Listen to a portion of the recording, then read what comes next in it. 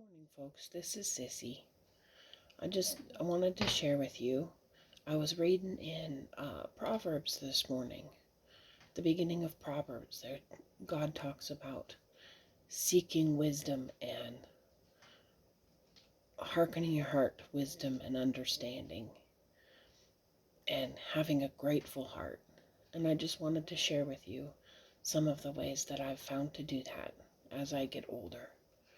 When I was a kid, I used to think that I couldn't do that because I didn't have anything to be grateful for.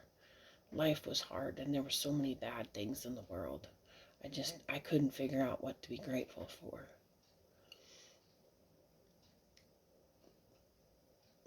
But God's revealed so many things. We're so blessed in the United States to have an embarrassment of riches. And even the poorest people have so much. And God just challenged me to do things to remind myself of the riches that I have. So sometimes, and it's actually, I've kind of gotten to where I do it most times when I take a shower.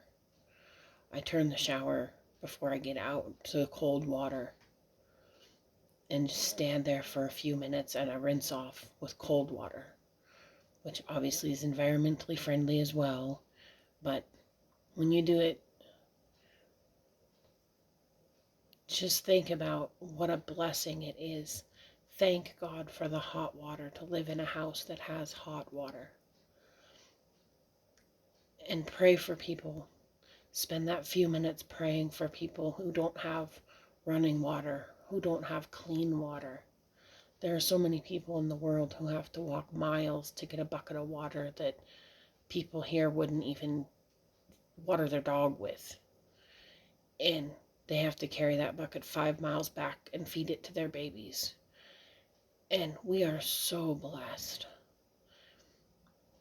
So I use the things that I do with water to just spend that time thanking God that I have it and praying for people who don't.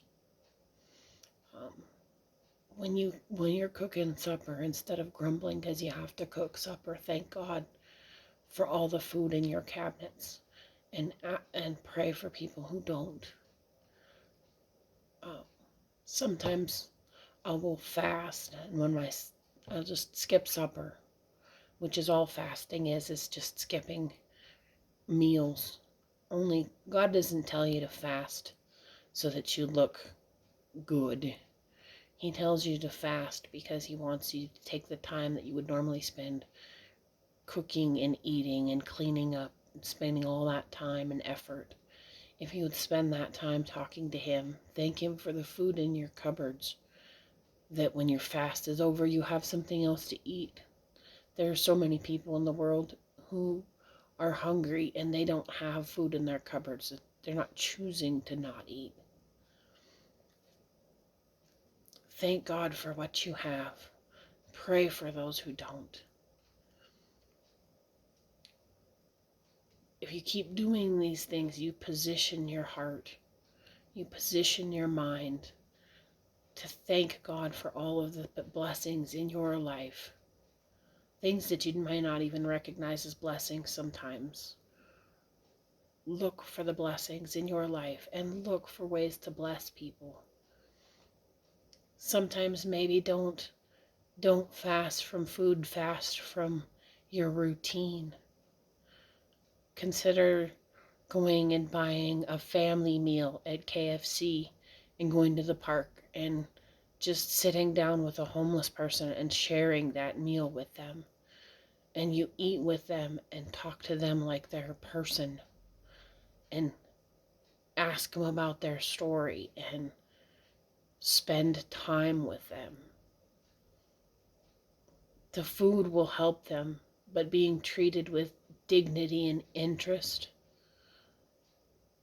is probably going to fulfill them more than the food does, because they get passed by and ignored all the time. And you can't fix everything. You're not God. And the world's not going to be fixed until Jesus comes back. But you can turn your own heart and your own mind towards God. You can appreciate your blessings, and you can look for ways to help other people. Just remember that whatever your life is, you are blessed. Maybe you don't have that much, but you have something. You breathe every day. To someone who can't breathe, you have no idea how magnificent being able to breathe without an oxygen tube sticking up your nose is. You can walk. To someone whose every step is painful, walking without pain is a blessing that you can't even describe. Seeing. If you can see, I wear glasses. I look like I've got Coke bottle glasses. Being able to see 2020 is such a blessing. And I am so blessed that I can see it all. I mean, I could be blind. I can't imagine not being able to see color. People who are blind, you can smell. You can appreciate food so much when you can smell it. You are blessed in all of the functions. You have feeling in your fingers. To someone who doesn't have that, who's numb, being able to feel your own skin, being able to feel somebody else's skin is such a blessing. Wherever you are and whatever you have, remember to thank God for that blessing. And when you thank Him and your heart's in that place, then remember to pray for someone who doesn't have that thing. Lift them up in prayer, whoever they are.